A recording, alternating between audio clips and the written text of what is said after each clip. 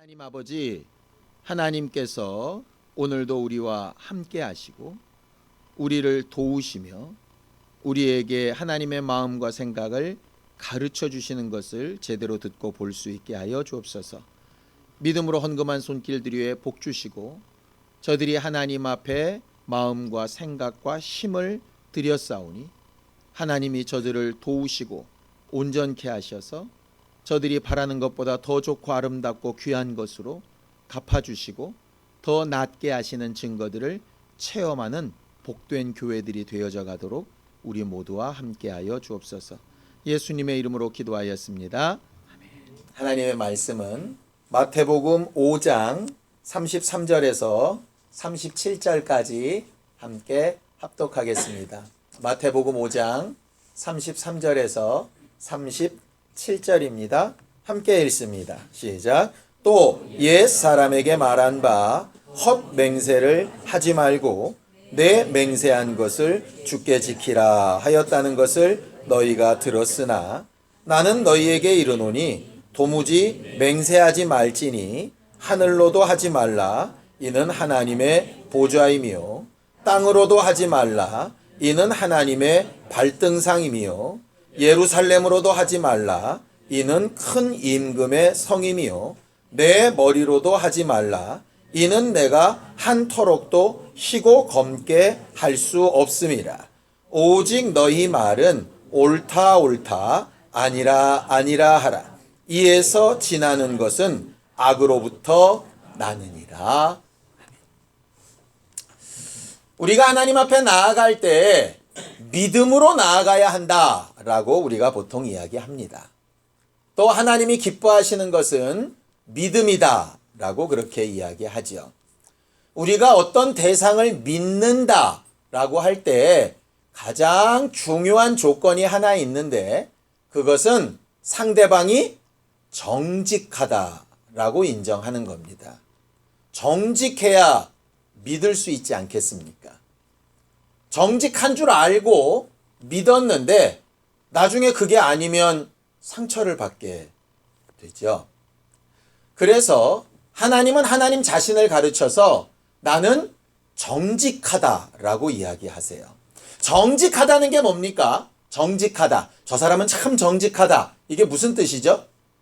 겉과 속이 같아야 정직하다는 거죠.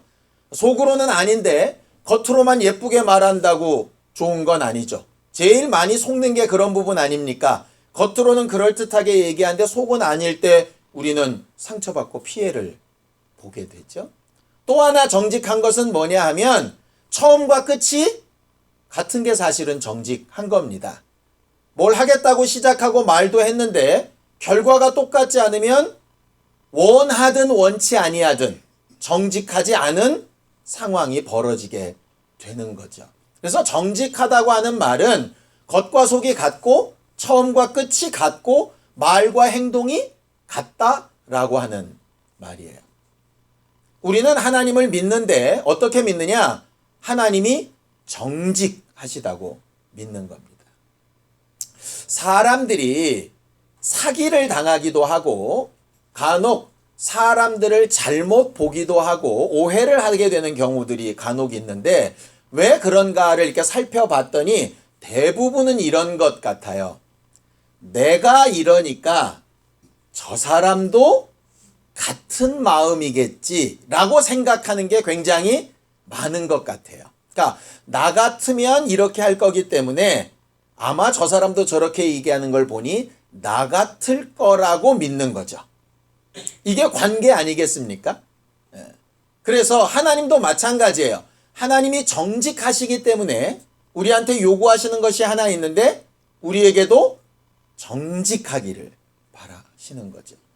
그래서 신앙생활은 정직한 삶에서부터 출발하는 겁니다. 죄의 출발이 뭐냐? 정직하지 않은 것에서 출발하는 거죠. 우리가 1년 동안 하나님의 행복으로 복된 삶을 꿈꾸는데 복을 무효화시키는 가장 중요한 것이 죄라고 우리가 은혜를 받았었죠. 죄의 가장 근간에는 뭐가 깔려져 있냐면 거짓이 깔려 있습니다. 그래서 죄의 주관자가 되는 사단을 거짓의 아비라고 이렇게 부르죠. 첫 번째 최초의 범죄를 한번 생각해 볼까요? 에덴 동산에 선악을 알게 한 나무의 실과를 두시고 하나님 이렇게 말씀하십니다. 모든 것은 다 먹어도 좋은데 선악을 알게 한 나무의 실과는 따먹지 말아라. 먹는 날에는 진짜로 죽는다. 너희 망한다. 라고 얘기하셨어요. 근데 사단은 뭐라고 얘기하죠? 너희 죽지 않는다. 너희 눈이 밝아져서 하나님처럼 될까봐 하나님이 일부러 못하게 하시는 거다. 거짓말이다. 라고 이야기하는 겁니다. 결과적으로 정직한 말을 믿을 거냐, 그럴듯한 거짓말을 믿을 거냐의 선택의 순간에 거짓말을 선택하면 나도 모르는 사이에 그 거짓에 동참하게 되는 거죠. 우리가 그런 경우 꽤 많이 있습니다. 내 의도는 그게 아니었는데 어떤 사람의 거짓말에 속아서 나도 모르는 사이에 거짓말을 한 거예요. 거짓말인 줄도 모르고. 그럴 경우에 우리는 이렇게 얘기합니다. 나는 몰랐다고. 그런데 몰랐다고 죄가 아닌가요? 죄입니다. 몰라서 했어도 공동정범이 되는 거예요. 그래서 우리는 잘 분별하는 지혜가 필요합니다. 하나님께서 여러 가지 죄들을 다 미워하시는데 특별히 성경에 보면 하나님이 요거는 내가 진짜로 미워한다. 이거는 절대 피하면 좋겠다. 이런 게 있습니다. 절대로 피하는 죄. 그것을 성경은 이렇게 얘기하죠. 스가랴서 8장 16절 17절입니다. 스가랴서 8장 16절 17절 함께 읽겠습니다. 시작. 너희가 행할 일은 이러하니라. 너희는 이웃과 더불어 진리를 말하며 너희 성문에서 진실하고 화평한 재판을 베풀고 마음에 서로 해하기를 도모하지 말며 거짓 맹세를 좋아하지 말라. 이 모든 일은 내가 미워하는 것이니라. 여호와의 말이니라 그랬어요. 거기 내가 미워하는 것이니라. 싫어하는 것이니라. 거부하는 것이라. 내가 너희에게 복과 생명을 주고 싶어도 줄 수 없는 조건이 된다라고 이렇게 얘기하시죠. 거기에 대표적인 게 뭐냐? 서로 해하기를 도모하지 말고 거짓 맹세를 하지 말아라 하는 말입니다. 해하지 않고 거짓 맹세하지 않기 위해서 필요한 게 뭐냐면 진리를 말하고 성문 앞에서 많은 사람들이 보는 앞에서도 정직하고 진실하고 어떤 재판에서든지 제대로 된 기준을 가지고 잘 판단하는 일이 필요하다라는 거죠. 기준이 왔다 갔다 하고 사람들 많다고 말이 바뀌고 사람들 없다고 말 함부로 하고 진리가 아닌 것을 진리인 것처럼 속았든지 의도적이든지 말을 하고 상처를 주고 하는 것은 내가 미워하는 일이다 라고 아주 딱 못을 박으셨어요. 우리 사실 그 부분을 좀 돌아봤으면 좋겠습니다. 우리는 과연 이 말씀에 비추어서 어떤 사람들인가? 우리는 입을 벌려 말할 때마다 처음과 나중에 똑같은 진리로 말을 하는가? 아니면 순간순간 드는 생각대로 스스로 옳다 하는 바를 그때그때 변화무쌍하게 말을 하면서 살고 있는가? 많은 사람들 앞에서 정말 진실한 것으로 말을 하는가? 아니면 그럴듯해 보이는 것으로 말을 하는가? 재판이 있고 판별이 있어야 될 때 아는 사람이라고 팔이 안으로 굽듯이 화평한 재판이 아니라 굴곡지고 어그러진 판단들은 혹시 하고 있지 않은가? 내가 입으로 말하고 생각하고 판단하는 일의 결과가 다른 이들을 살리고 돕는 일이 아니라 도리어 죽이고 상처 입히고 어그러지게 하는 일은 아닌가? 단호하게 자신 있게 뭔가 얘기는 하는데 거짓 맹세가 되고 있지는 않은가? 잘 생각해 봐야지. 우리는 간혹 이렇게 생각합니다. 하나님 약속하셨으면서 왜 내게 복을 안 주세요? 하나님 약속하셨으면서 기도에 응답을 안 하세요? 왜 내가 그렇게 바라고 원하는데 안 들어주세요? 이렇게 말하는 경우들이 꽤 많이 있거든요. 근데 오늘 스가랴서 말씀은 네가 그렇게 기도하는 게 진실한 너희의 마음인 것처럼 평상시의 말이나 행실은 어떠냐라고 하는 걸 묻고 계신 거예요. 물론 구약이다 이렇게 얘기하면 할 말이 없습니다. 그런데 신약에 지금 우리 안에 와 계신 성령은 뭘 가르치실까요? 우리 안에서 죄가 뭐라는 걸 가르치시잖아요. 뭐가 진실이라는 것, 뭐가 의라는 걸 계속 가르치시잖아요. 그 결과로 어떤 심판이 있을 거라는 걸 계속 가르치시잖아요. 스가랴서는 외부에 있는 말씀이 나를 이렇게 적용하게 하는 거라면 신약은 성령의 내 안에서 정직하게 만드시는 게 하나님의 일이거든요. 오늘 본문으로 돌아가 보겠습니다. 33절을 함께 읽죠. 함께 읽습니다. 시작. 또 옛사람에게 말한 바 헛 맹세를 하지 말고 내 맹세한 것을 주께 지키라 하였다는 것을 너희가 들었으나 그랬어요. 아까 스가랴서 말씀에도 거짓 맹세 이렇게 되어 있죠. 여기는 헛 맹세 이렇게 되어 있습니다. 거짓 맹세, 헛 맹세가 무슨 뜻일까요? 뭘 가지고 거짓 맹세, 뭘 가지고 헛 맹세라고 할까요? 여러분들이 새해 첫날이 되면 결단이라는 걸 하죠. 올해는 내가 살벌하게 오시네요. 굉장히 무거운 주제인데 다이어트를 하리라. 내가 공부를 어떻게 하리라. 책을 몇 권을 읽으리라. 이번에는 예배를 어떻게 성공하리라. 주일을 한 번도 안 빠져버려. 여러 가지 여러분들 결단을 하지 않습니까? 남편하고 안 싸우리라부터 시작을 해서 그런데 그 맹세가 안 지켜지죠. 그걸 뭐라고 부르냐? 헛맹세, 거짓 맹세라고 부르는 거예요. 그러면 이렇게 얘기할 겁니다. 목사님, 의도적인 게 아니잖아요. 내가 다이어트를 안 하기로 작정하고 거짓말로 다이어트하리라 한 게 아니라 정말 간절한 소원함을 가지고 하려고 했는데 세상에는 맛있는 게 너무 많아서 어쩔 수 없이 그렇게 된 걸 그걸 거짓 맹세라고 하면 안 되지 않습니까? 이렇게 얘기를 하더라 이 말이죠. 근데 재밌는 게요. 정직하다라고 하는 얘기를 우리는 세상에서도 너무 당연한 얘기로 듣고 있습니다. 정직해야 좋은 거냐 정직하면 나쁜 거냐 물으면 어느 누구도 고민할 필요 없이 정직한 게 좋다고 얘기를 합니다. 근데 왜 정직하게 못 사냐라고 얘기를 하면 이게 두 가지 이유가 있는 것 같아요. 첫 번째 이유가 뭐냐? 능력이 없어서 정직하지 못해요. 이런 겁니다. 정말 마음에 그런 생각을 갖고 있었어요. 내가 올해는 잘 해보리라고 정말 마음을 먹었어요. 그리고 그 결단이 절대로 거짓말이 아니라 정직하고 진실한 고백이 맞았어요. 그런데 뭐가 없어서? 능력이 없었어요. 내가 아내하고 자식들하고 아니면 하나님 앞에 약속을 했는데 내가 능력이 없어서 안 되는 거죠.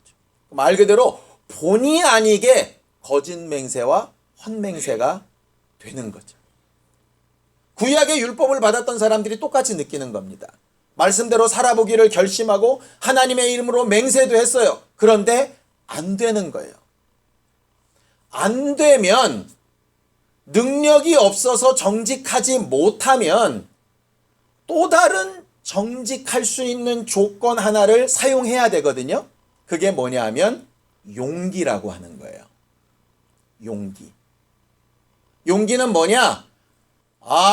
정직하게 그렇게 하고 싶었으나 나는 그렇게 하지 못했습니다. 라고 하는 걸 하나님 앞에도 사람 앞에도 나 자신에게도 드러내는 거죠. 그게 용기예요. 그게 정직한 거예요.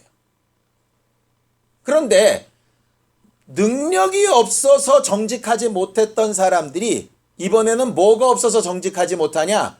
용기가 없어서 정직하지 못한 거죠. 하나님 앞에 드러내는데 용기가 없고 사람들 앞에 드러내는데 용기가 없어요. 나 자신이 스스로 인정하는데도 용기가 없어요. 왜? 나 자신 스스로 인정해버리면 내가 무너질까 봐 용기를 못 내는 거예요. 사람들 앞에 정직하게 그걸 얘기를 해서 용기를 내면 사람들이 나를 손가락질하고 뭐라고 할까 봐 용기를 못 내는 거예요. 하나님 앞에 용기를 내서 정직하게 회개를 해야 되는데 두루뭉실 넘어가게 되는 거죠. 왜? 창피하니까. 능력이 없고 용기가 없는 사람들이 하는 게 뭔지 압니까? 변명입니다. 변명. 그럴 수밖에 없었다는 둥. 그래도 나는 저 사람보다는 낫다는 둥. 그래도 나는 해보려고는 했다는 둥. 틀린 말은 아닙니다. 한 가지 재미있는 얘기 해드릴까요? 사단이 와서 아담과 하와에게 얘기했습니다. 선악을 알게 한 나무 실과를 따먹으면 죽는다, 안 죽는다? 안 죽는다고 얘기했어요. 선악과를 따먹고 아담과 하와 죽었습니까, 안 죽었습니까? 당장 안 죽었어요. 거짓말은요, 새빨간 100%짜리 거짓말은 그렇게 많지 않아요. 그래서 우리가 착각하는 거예요. 우리가 흔히 거짓말을 할 때요, 처음부터 끝까지 완전히 사기를 치기로 작정을 하고 하는 예는 별로 없습니다. 이건 아주 진짜 프로 사기꾼들이고요. 우리는 그런 사기꾼들은 아니에요. 근데 어떻게 되느냐, 이게 진실과 거짓이 교묘하게 이게 섞여 있는 거죠. 그러니까 우리가 믿고 싶은 대로 믿는 거예요. 진실한 부분만 찾는 거죠. 그래도 나는 해보려고 했어. 저 사람보다는 좀 나 같은 상황에서 이 정도만 해도 굉장히 대단한 거야. 이러면서 막 스스로를 격려하는 거죠. 왜? 이것도 살라고 그러긴 해요. 그런데 하나님이 왜 우리를 완전한 능력자가 아닌 것으로 만드셔 놓고 정직하라고 얘기를 하셨을까라고 하는 데를 좀 생각을 해보면 답이 딱 나오게 돼요. 자, 보세요.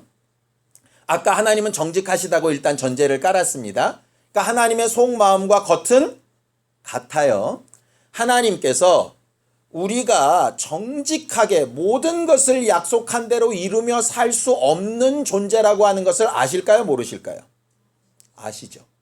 그렇죠? 자, 우리가 정직하게 모든 약속을 지키며 살 수 없는 존재라는 걸 아시는데 왜 알면서 정직하라고 얘기를 하실까요? 정직하지 않으면 내가 너를 미워하겠다고 왜 얘기하실까요? 그럼 애시당초 처음부터 미워하기로 작정을 하고 말을 하신 걸까요? 그건 아니겠죠.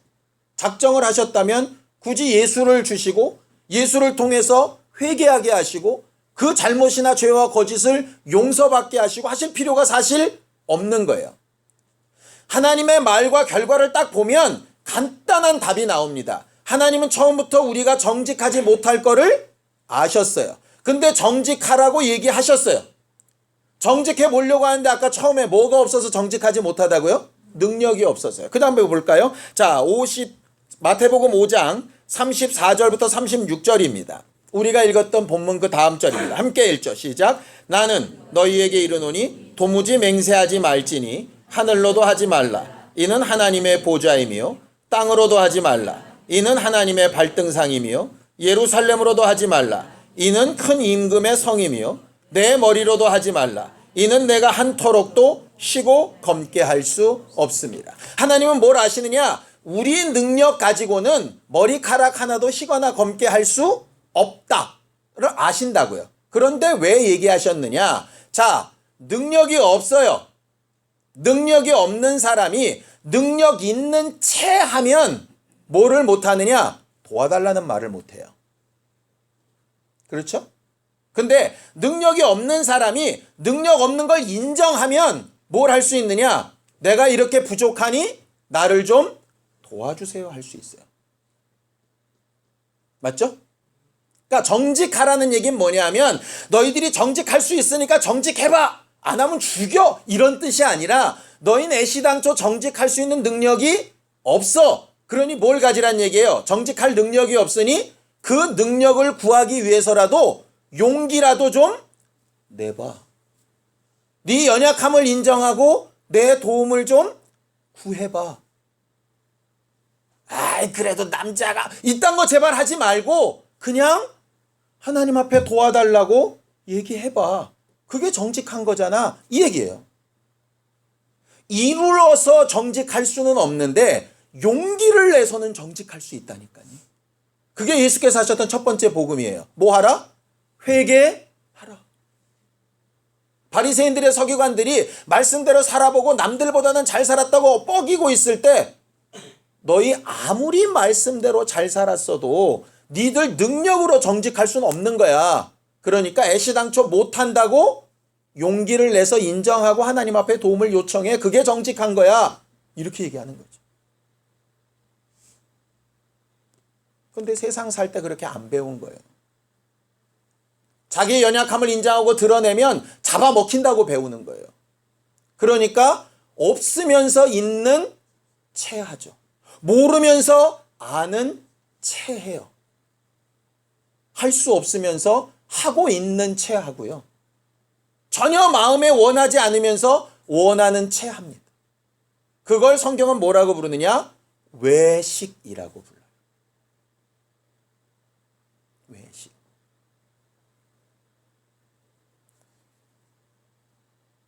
우리가 살면서 정직해야 된다라고 하는 걸 누구한테 가장 먼저 배우냐면 부모에게 배웁니다. 근데 거짓말하는 법을 누구한테 가장 먼저 배우느냐? 부모한테 배웁니다. 엄마 찾으면 없다 그래.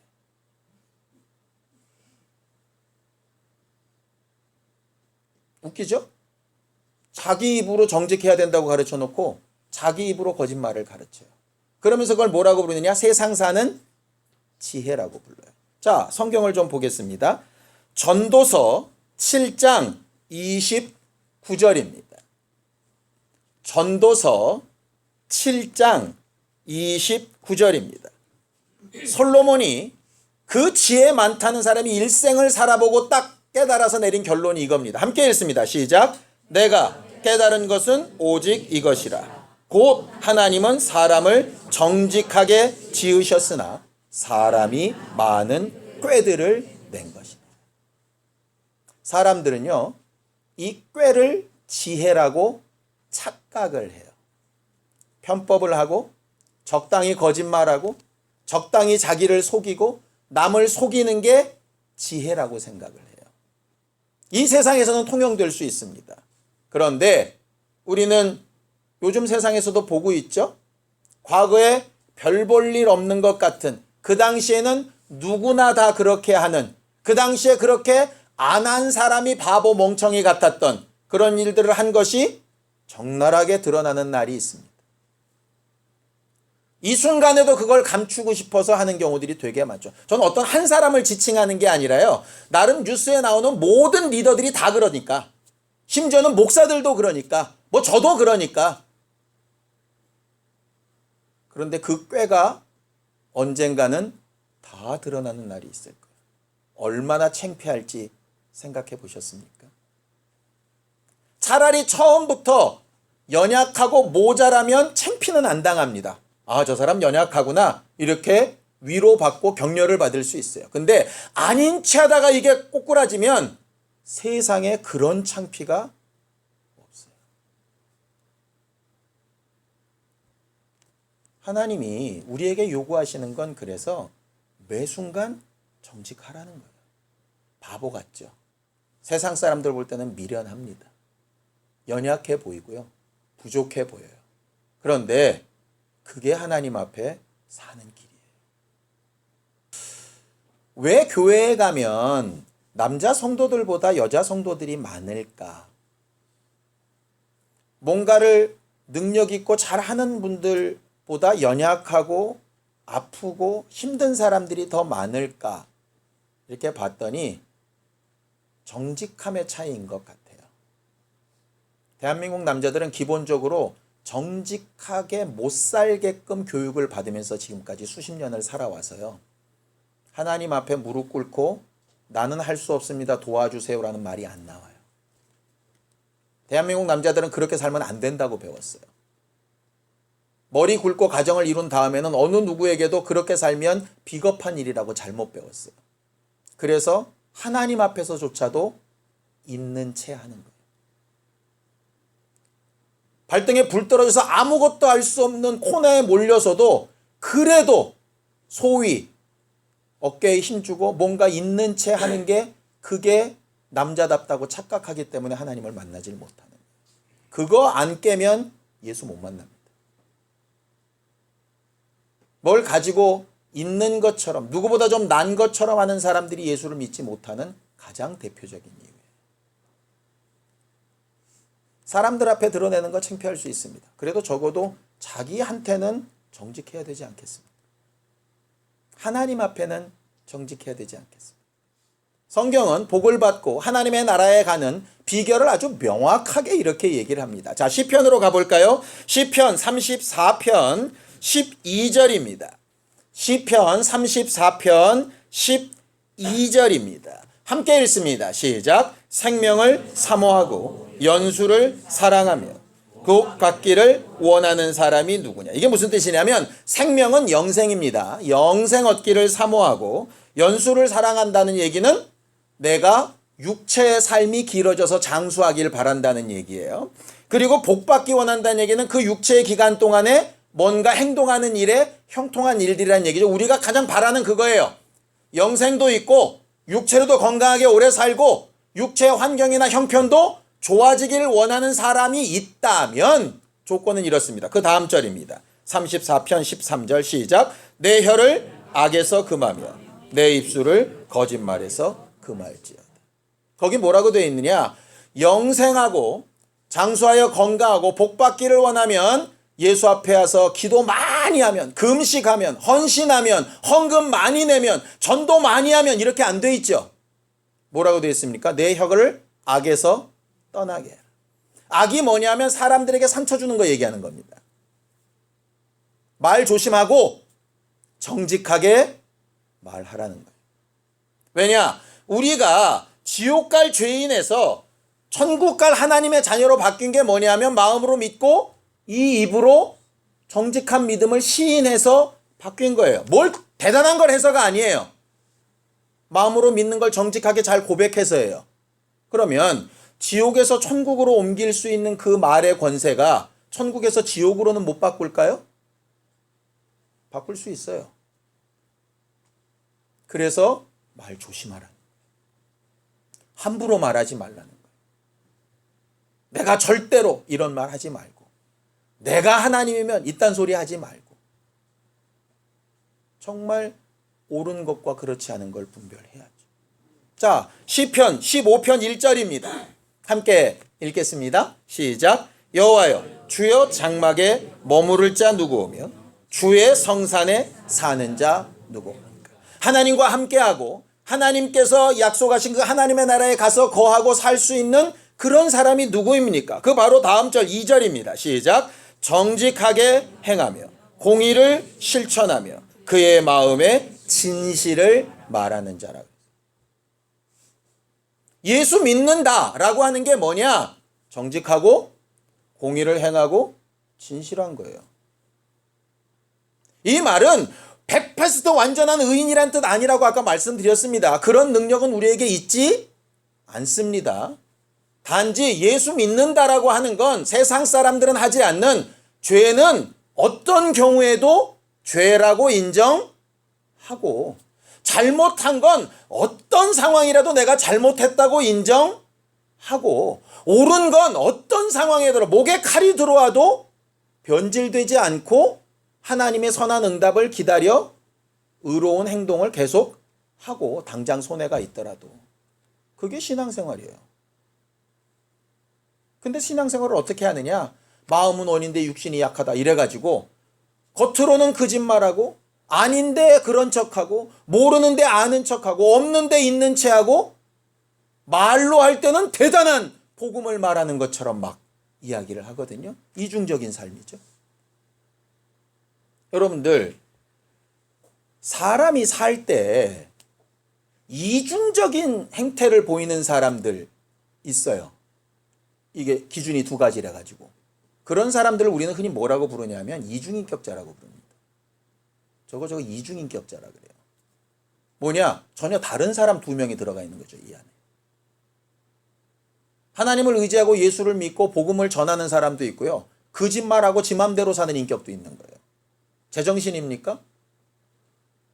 두 가지 인격이 왔다 갔다 하는 사람을 우리는 뭐라고 부르냐면 정신병 환자라고 부릅니다. 근데 우리는 지금 예수 믿으면서 그걸 당연하게 받아들인다니까요. 사람이 연약하니까 그럴 수 있고, 맞아요. 사람이 연약하니까 그럴 수 있습니다. 그럴 수 있을 때 어떻게 해야 되느냐? 정직하게 인정해야죠. 나 그런 사람이라고. 미안하다고. 잘못했다고. 안 그러려고 했는데 내가 부족해서 그랬다고. 용서해달라고. 날 좀 도와달라고. 내가 그렇게 했다. 어쩔래가 아니라 나 그렇게 했는데 내 힘으로 안 되니까 날 좀 도와달라고. 날 위해 좀 기도해주고 나도 기도할 수 있도록 기도를 좀 가르쳐주고 이거예요. 난 예수님의 제자들이 왜 예수 앞에 이렇게 선택을 받았나 보면 이런 겁니다. 나름 율법을 어려서부터 막 배워왔고 나름 유대인으로서의 문화 가운데 살던 사람이에요. 그들이 기도를 몰랐겠습니까? 근데 예수께서 이렇게 얘기하죠. 예수님, 우리에게도 기도를 가르쳐 주세요. 모르면 물어야죠. 인정이 안 되면 알아보려고 해야죠. 그게 정직한 거잖아요. 근데 아는 체하고 덮어버리는 거예요. 정직하지. 자, 어떻게 살라는 거냐? 맨 마지막 37절입니다. 마태복음 5장 37절 함께 읽습니다. 시작. 오직 너희 말은 옳다 옳다 아니라 아니라 하라. 이에서 지나는 것은 악으로부터 나느니라. 죄가 뭐냐? 옳은 것은 옳다, 아닌 것은 아니다 라고 얘기를 해야 되는데 옳은 것도 어떤 경우는 아니라고 얘기를 하고 아닌데도 어떨 때는 옳다고 얘기하는 거예요. 그런 적 없는데요. 옳은 걸 옳다고 말하지 않는 것도 해당이 되고요. 아닌 걸 아니라고 말하지 않는 것도 해당이 됩니다. 난 거짓말 안 했어? 말을 안 했을 뿐이야. 대표적인 거짓말입니다. 근데 옳은 걸 옳다, 아닌 걸 아니라 하려면 뭐가 필요하냐? 옳고 아닌 것을 구분하는 기준이 필요하죠. 이중인격자는 그 기준이 두 개라고 말씀을 드렸어요. 자기한테 적용될 때랑 남한테 적용될 때. 이게 달라지면 그거는 문제가 심각해집니다. 에베소서 6장에 보면 이렇게 되어 있습니다. 부모들아, 너희 자녀를 노엽게 하지 말라 이렇게 되어 있습니다. 노엽게 하지 말라니까 야단치지 말아라, 체벌하지 말아라 이런 뜻 아닙니다. 물론 요새는 자녀를 체벌하면 실정법에도 또 위반이 돼가지고 또 고발당할 수 있습니다. 그러나 저는 성경에 있는 그대로 체벌이 필요하다면 해야 된다고 생각합니다. 근데 왜 그러냐? 기준이 분명한 다음에 얘기하는 거죠. 예를 들면 이런 겁니다. 주일 예배가 중요하다라고 분명한 기준이 있다면 이것이 평상시 때나 여행 갈 때나 시험 때나 동일한 조건이어야 되는 거예요. 그렇죠? 하나님이 살아계시다라고 분명히 믿고 그 앞에서 행동해야 된다면 이게 교회에 있을 때나 학교에 있을 때나 직장에 있을 때나 가족 모임에 갔을 때나 똑같아야 된다고요. 그래야 옳고 그르가 분명하지 않겠습니까? 자녀들을 노여하게 하지 말라는 얘기가 뭐냐면요. 기준이 왔다 갔다 하지 말라는 얘기예요. 아이들을 때리고 체벌할 때도요. 기준이 분명하면 그 기준이 아이들이 인정하게 되면 분노하지 않습니다. 맞을 짓이 분명하다고 알면 분노하지 않아요. 내가 똑같이 체벌당한 그때 내 형도 내 동생도 내 친구도 똑같이 체벌을 당하면 하나도 억울하지 않습니다. 근데 언제 억울하냐? 나는 그 일 때문에 맞았는데 형은 그 일을 저질렀는데 넘어가는 거예요. 기준이 다른 거죠. 나는 그게 안 되는데 아버지는 그게 되는 거예요. 그때 분노하는 거예요. 기준이 달라질 때 사람은 분노합니다. 공평하지 않다고 여기거든요. 근데 대부분 사람들이 정직해야 된다고 말은 하면서 자기는 정직하면서 예외라고 얘기를 하는 거예요. 마치 목사님들이 설교할 때 성도들에게는 얘기를 잘하면서 자기는 거기서 성도가 아니라고 착각하는 거와 똑같은 상황이 벌어지게 돼요. 옳다, 아니다 하려면 정확한 기준이 있어야 됩니다. 그 기준이 없는 상태에서 행하는 모든 것은 악에서 쫓아서 나느니라 죄다 이렇게 얘기를 하는 거예요. 아무리 그럴듯한 논리를 펴서 그럴듯하게 말을 했어도 남들이 다 수긍하고 그럴 수밖에 없었다라고 얘기를 했어도 그 기준에서 어긋나면 틀린 겁니다. 죄는 죄인 겁니다.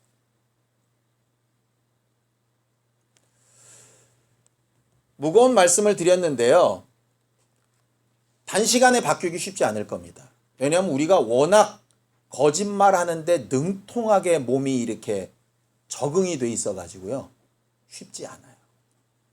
툭 튀어나오는 거짓말이나 자기한테 유리한 쪽으로 말하고 좀 민망하고 면구스러워서 하나님 앞에 무릎 꿇고 골방에 들어가서나 어디 화장실에 앉아서라도 하나님 나 좀 도와주세요. 이런 거 되게 민망할 수 있습니다. 그러나 적어도 이 말씀을 듣고 난 이후에 한 번은 용기를 내서 시도해 보는 게 좋지 않겠습니까?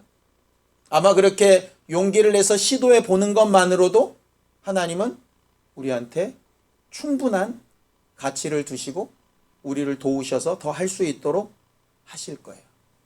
속상하면 속상한 대로, 마음 아프면 아픈 대로 하나님에게도 해결을 받고 사랑과의 관계도 해결함을 얻었으면 참 좋겠습니다.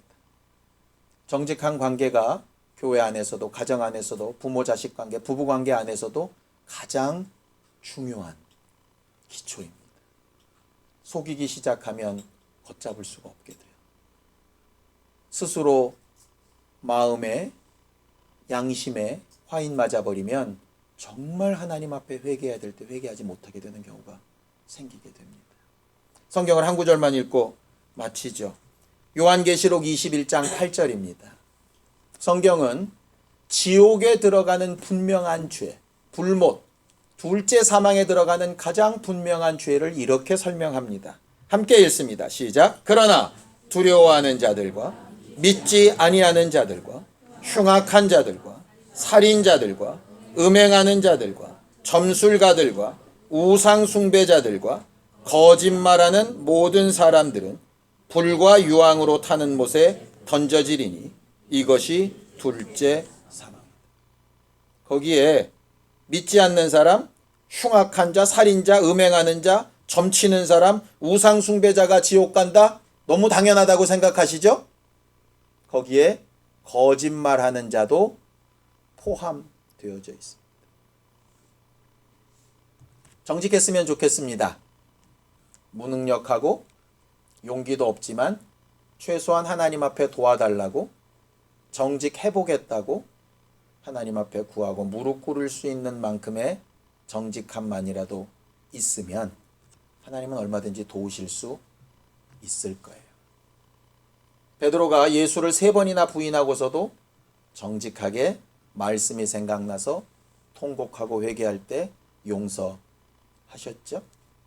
정직하면 얼마든지 도우시기로 작정하신 분이 하나님이세요. 하나님이 능력이 없어서 하나님이 우리를 미워해서가 아니라 우리가 정직하지 못해서 하나님의 도우심을 받지 못하는 겁니다. 하얀 거짓말, 선한 거짓말이라고 자기를 스스로 덮어 씌우지 마시고 정직한 모습으로 하나님 앞에 설 수 있게 되기를 예수님의 이름으로 축원합니다. 함께 같이 기도하겠습니다. 하나님 아버지, 우리를 도우셔서 우리의 연약함을, 우리의 부족함을, 우리의 죄악됨과 우리가 하나님 앞에 온전치 못한 것을 정말 정직하게 고백하고 회개하고 인정하고 담대하게 하나님의 도우심과 위로를 얻는 사람들이 될 수 있도록 함께하여 주시옵소서.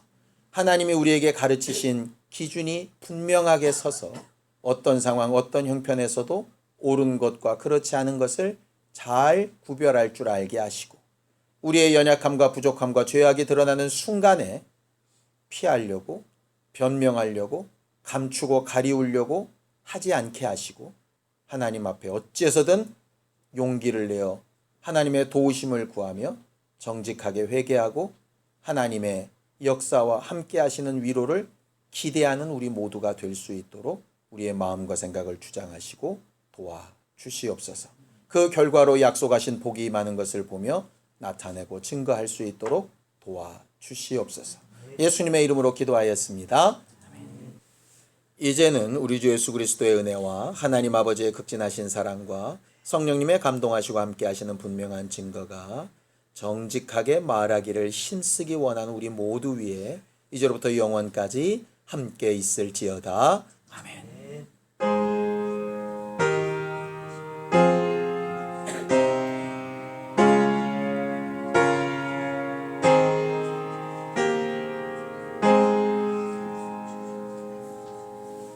우리 예배 받으신 하나님 앞에 감사한 박수 드리겠습니다. 수고하셨습니다.